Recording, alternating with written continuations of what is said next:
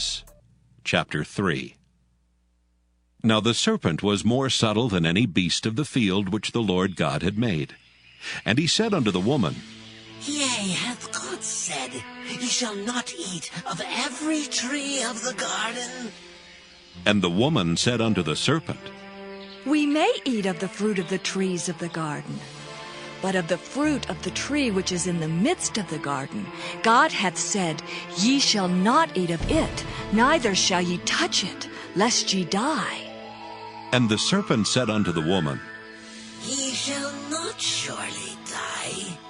For God doth know that in the day ye eat thereof, then your eyes shall be opened, and ye shall be as gods, knowing good and evil.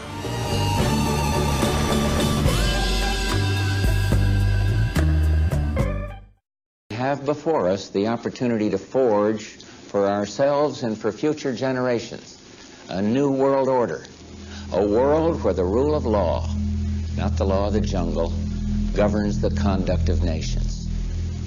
When we are successful, and we will be, we have a real chance at this new world order, an order in which a credible United Nations can use its peacekeeping role to fulfill the promise and vision of the UN's founders.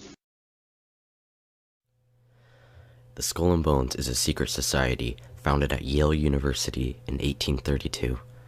The Bonesmen, as they're called, choose their initiates just like Freemasonry. In fact, the only way one can join the Skull and Bones is if one is invited by inside members. Every year, only 15 members are allowed to enter, which is very mysterious because many popular figures throughout history have been members of this secret society. 3 famous United States presidents have been Bonesmen, such as William H. Taft, George H.W. Bush, and his son George W. Bush. Many U.S. senators are also Bonesmen, such as Prescott Bush, John Kerry, John Chafee, Jonathan Bingham, David Boren, John Sherman Cooper, Chauncey Depew, William Maxwell Evarts, James L. Buckley, Robert A. Taft, Frank Bosworth Brandegee, John Hines, and John Patton Jr. were all members of the Skull and Bones. 5 U.S. governors, 3 congressmen, 5 Supreme Court justices, Pierre J., the first chairman of the New York Federal Reserve, and George L. Harrison, the president of the New York Federal Reserve, were all Skull and Bonesmen. The Bushes have long been pillars of the infamous Skull and Bones Society, based in a windowless mausoleum known as the Tomb, alongside the campus at Yale University at New Haven in Connecticut. Every year, 15 Bloodline students are initiated into the Skull and Bones Society, and the ratio of Skull and Bones initiates who end up in positions of power in politics, banking and business, media, and intelligence agencies in the United States, in front of camera and behind the scenes, is massively greater than the general student population. So far I've been giving mostly historical proofs of the Swiss being responsible for wars and crimes against humanity, and actual facts and video footage concerning Switzerland's violence, organized terror and hatred towards immigrants and other races. But there exists also scientific proofs that the Swiss are an entirely different species, nowhere else to be found in Europe. And I told you so. They are no Europeans, and Switzerland is the base of Pharaoh. Me personally have never witnessed so much evil, so many organized lies of such utterly mean intensity as in Switzerland. And this is what makes people out, what they have in their heads. And let me tell you, what the Swiss have in their heads is so very different from the rest of humanity that I might call their inhibitions alien, in maybe more than one sense of the word.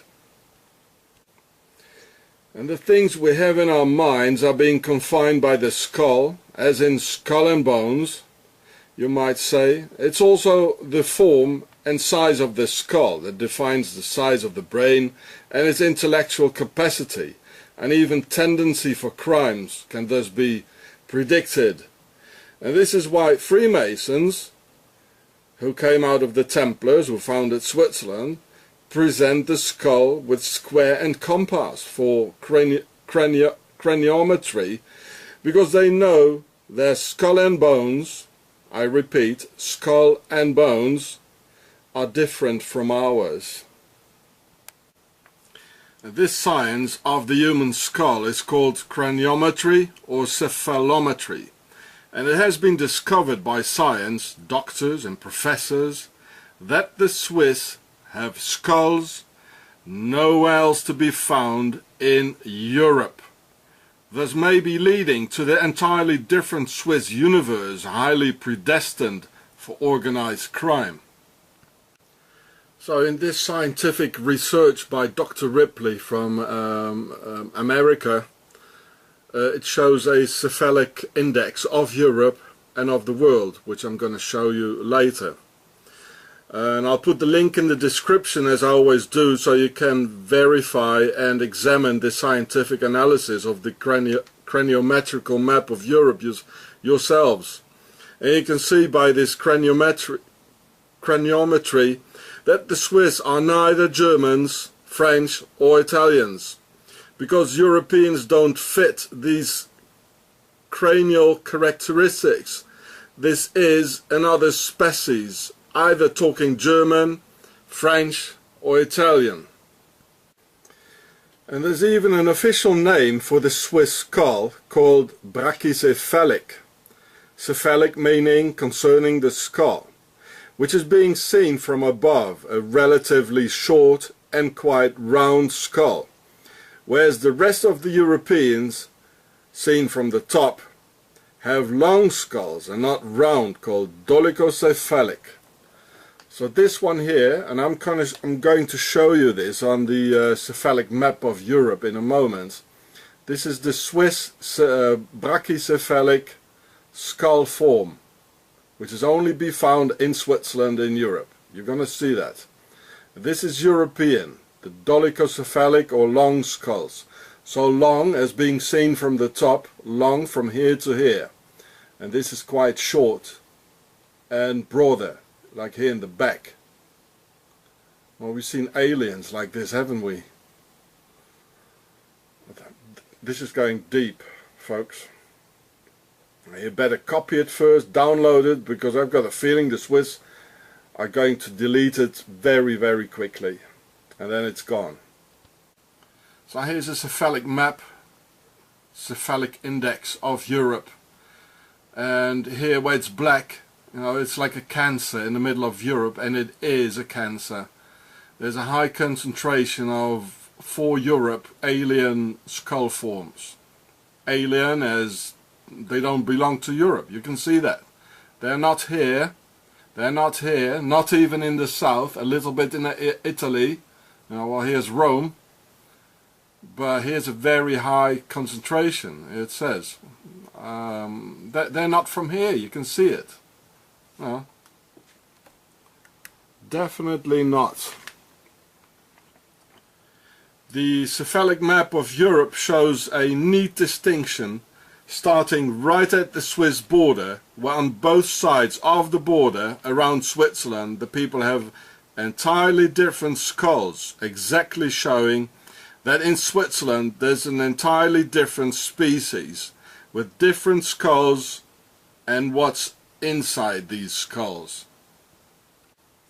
So you can read it again here of the cephalic index of Europe. Where it's black, it means broad skulls, and they're not European.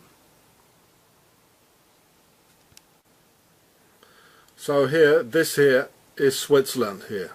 These are the borders. Here's France, Germany, Vorarlberg, where they are Swiss. So you can see it stops right neat at the border, you know, here in France and here in Switzerland. They have a completely different skull form. It's like chopped off, you know, neat, clean cut at the border. Here. So, and these parts are Alsace here, where they replaced the original population. As I told you, they're ethnic Swiss here, as in the north of Italy here, and in Austria, Vorarlberg. I'm a bit surprised it doesn't show black here in the south of Germany. Very surprised. But it is dark anyway. It's not like here, like the rest of Europe is white, long skulls. So it's like a cancer in the middle of Europe, and they behave like a cancer. They are the cancer of Europe.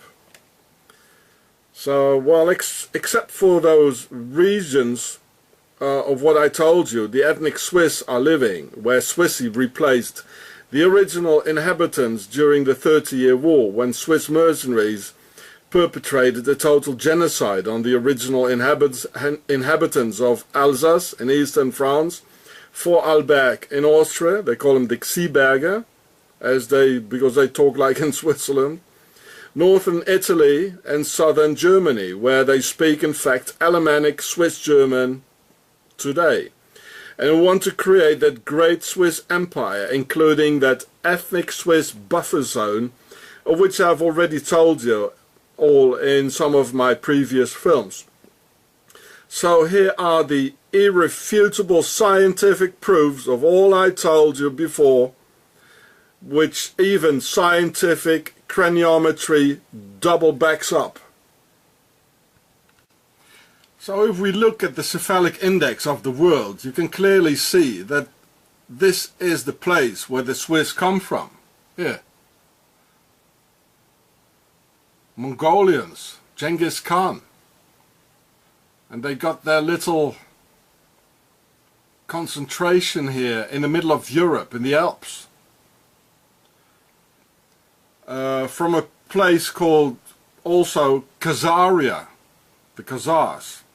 This is where the Khazars went to in the middle of our beautiful Europe and destroying it bit by bit. And when I translate Khazar in Demotic Pharaonic, there's Ka, the living soul, and Sa, the king or pharaoh. So Khazar means soul king. Some of you racists might like this, but I tell you it's wrong. So here it talks about the Jews and brachycephalic. So yeah. So the only ones having the same skulls are the Jews. So the Swiss in fact have Jew skulls of the brachycephalic order. Now, how come the Swiss and the Jews share the same cephalometry? Whereas the Swiss have always terrorized and chased the Jews, forcing them to live in the two villages of Endingen and Lengnau, which I've already shown you in my other video, right at the German border, only forcing them to wear the yellow Jew hat in the Middle Ages and other Nazi-like Swiss measures. Well, why? Well, this is the pharaonic link. So I filmed it in this video here 2 years ago, when I went filming in those two Jew villages, Lengnau and Endingen, and the Jews finally disappeared entirely from Switzerland, as they were completely terrorized. So in spite of the fact they have the same skull form, they don't have the same thing in their heads. And this is what the Swiss forced them to wear in the Middle Ages, this round yellow thing, like the yellow star, and a yellow Jew hat. So they finally got fed up with it and left. But why do they have the same skull form? Oh, I'm going to explain that to you now. The Jews were 410 years prisoner of Pharaoh, had their women raped by Pharaoh, and the Swiss had their women raped by the aristocracy through the prime noctis, or the Lord's first rite, or also you might say the first night, thus massively spreading Pharaoh's genetics in Pharaoh's base, Switzerland, and they were raised by Pharaoh, as I've already told you so. So here's another particularity of the Swiss craniometry. It says alpine. This is the alpine skull form, which is brachycephalic. But if you look at the rear of the head, there's another difference. This is Nordic, you know, this is bump here, or Mediterranean, it's the same, or Atlantic. Here's nothing, it just goes straight over into the neck, you know. Which is the same in the East Baltic, where you go to the Khazar region. So it's only alpine in central Western Europe. It's only alpine having this, together with the brachycephalic skull form. You remember the black cancer in the middle of Europe. So nowhere else this particular brachycephalic head form can be found in Europe, except Switzerland and the ethnic Swiss parts. The Swiss are definitely not what we think they are. They are no real Europeans, and maybe even something completely else. As I've witnessed on many occasions in Switzerland, that they seem to understand each other without talking and just through the look of an eye. They always seem to stare at people as if they see right through and detect something they don't like. And there are many things they don't like in Switzerland, on which they use their laws of silence, organizing through some creepy look of the eye among themselves.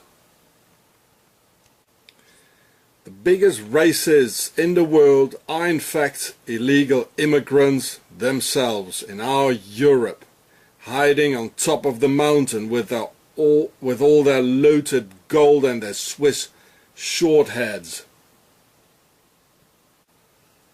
Yale campus, the Skull and Bones building, is known as the Tomb, being decorated in skulls, bones, swords, knives, armor, death, blood, and darkness.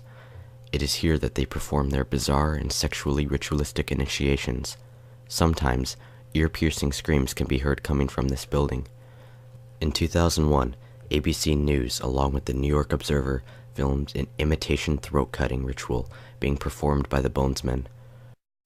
The videotape provides a grainy glimpse into what appear to be the initiation rituals of a secret society that's been around since 1832, whose members have gone on to be leaders of Wall Street and the White House, the Senate and the Supreme Court. They're sort of trying to scare the initiates, make them, disorient them, frighten them. New York Observer investigative reporter Ron Rosenbaum accompanied a team of Yale students who shot these pictures 9 days ago. Rosenbaum's curiosity about Skull and Bones was permanently piqued when, as a classmate of George W. Bush, he lived right next to the Tomb, the group's heavily fortified home. From their perch, Rosenbaum and his cohorts taped the Tomb's courtyard. What they captured, they say, was initiates, known as neophytes, being forced to kiss a skull, then members performing a mock killing. It may look like your average fraternity nonsense, but Rosenbaum says it's not. Even though it may seem silly to us, it seems to mean something to them, and you can't argue with the success of Skull and Bones. True.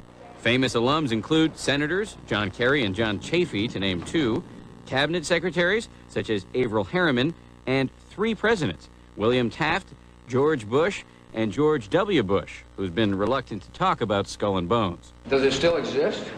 I mean, the thing is so secret that I'm not even sure it still exists. Rosenbaum says the tape is a valuable artifact, an extremely rare view into the secret society that groomed the American ruling class for generations. Rumors of the latest rituals say that a newly accepted initiate must lie down naked in a casket and masturbate while the other members watch gathered in a circle. The Skull and Bones are known for their odd and sexually promiscuous rituals, but many don't know of the horrific and evil acts committed by these members throughout our government. In May 1918, Prescott Bush and 5 other Skull and Bones men ransacked the grave at Fort Sill, Oklahoma. They took turns to stand guard while others robbed the grave and took away artifacts and Geronimo's skull. This was taken to the Skull and Bones headquarters at Yale, where it is used in their sick rituals and ceremonies. This horrible story is told in an international history of the Skull and Bones Society and was quoted to Ned Anderson, the tribal chairman of the San Carlos Apache tribe, when he was negotiating to have Geronimo's remains returned to the tribe's custody. A 1989 article in the New Yorker said, one bonesman recalled during the early 70s seeing perhaps 30 skulls, not all of them human, scattered about the tomb at Yale. This is the mentality of the people running our world. Every Skull and Bonesman has been incredibly successful and put at great powers in our government. President Bush tapped 5 bonesmen, including William Donaldson, the head of the Securities and Exchange Commission, to join his administration. John Kerry, class of 1966, became Senator and Secretary of State. Henry Luce, the founder of Time magazine, Life, Fortune, Home, and Sports Illustrated, was a bonesman. General Manager of the New York Times, Amory Howe Bradford, was a bonesman, class of 1934, and married Carol Warburg Rothschild. Percy Rockefeller, class of 1900, was a wealthy businessman and sat on directors' boards for many corporations. Richard Gow, president of George Bush's Zapata Oil Company, was a bonesman, class of 1955. Alexandra Robbins, in a CBS interview, stated, "They do have many individuals in influential positions, and that's why this is something that we need to know about." The Skull and Bones, being interleaked with many government branches, is also connected to the CIA. Many powerful bonesmen in our government were very much involved in the CIA. The Central Intelligence Agency is widely known for its shadowy acts and strange positions it holds in government power. Many bonesmen have graduated with CIA and intelligence community jobs waiting for them too. F. Truby Davison, Howard Weaver, William Sloane Coffin Jr., V. Van Dyne, James Buckley, Bill Buckley, Hugh Cunningham, Hugh Wilson, Reuben Holden, Charles R. Walker, Robert D. French, Archibald MacLeish, Dino Pionzio, William and McGeorge Bundy, Richard Moore, and George Bush are all bonesmen with U.S. intelligence agency jobs. The Skull and Bones Society, along with the Bush family, put illegal drugs such as heroin and cocaine on the streets of the U.S. and the rest of the world. The Illuminati families in America and Britain launched an international drug trade and still maintain it today. Through their power in government agencies, they wipe out opposition, and this is exactly what you see when you watch a big drug bust on the news. Controlling the drug trade is a huge step to gaining financial power, and is also a key factor in keeping parts of the world poor, unhealthy, and in poverty. The Skull and Bones Society has branches of power throughout the government, and Bushes were just one of the biggest families to be involved in the drug trade. The Skull and Bones Society is owned by the Russell Trust, an organization controlled by the Russells, a drug-running bloodline family. They flew the Skull and Bones flag on their ships as they transported drugs from the British Empire, from Turkey to China, and elsewhere during the Opium Wars of the 19th century.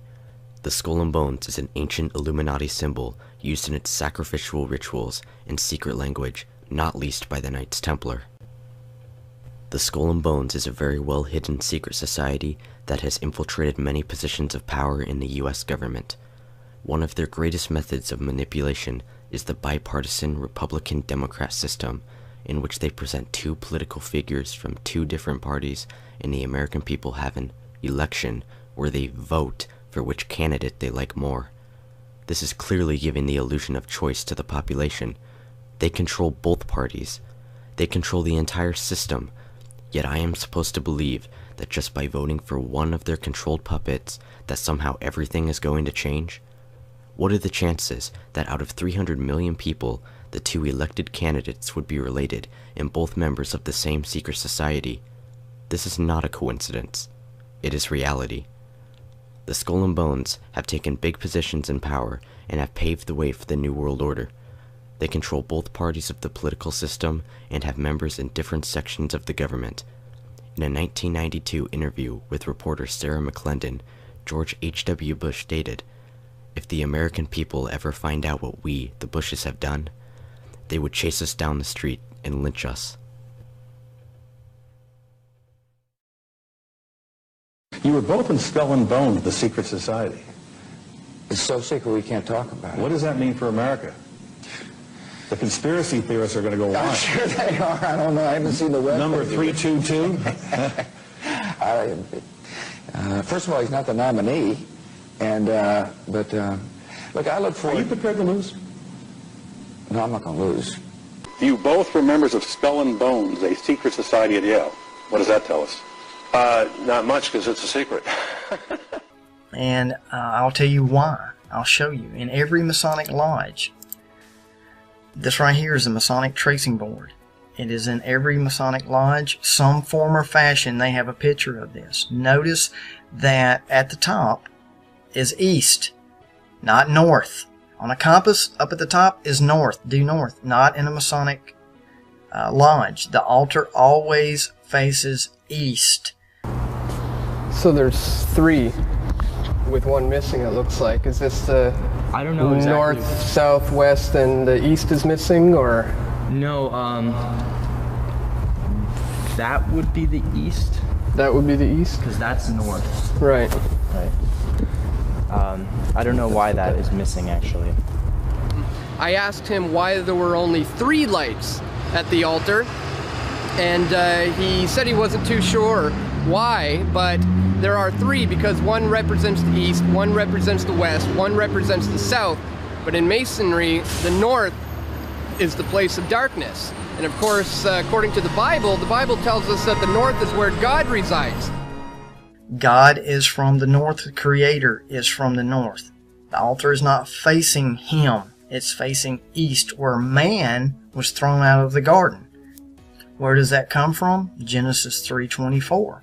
So He drove out the man, and He placed at the east of the Garden of Eden cherubs and flaming sword, which turned every way to keep the way of the tree of life.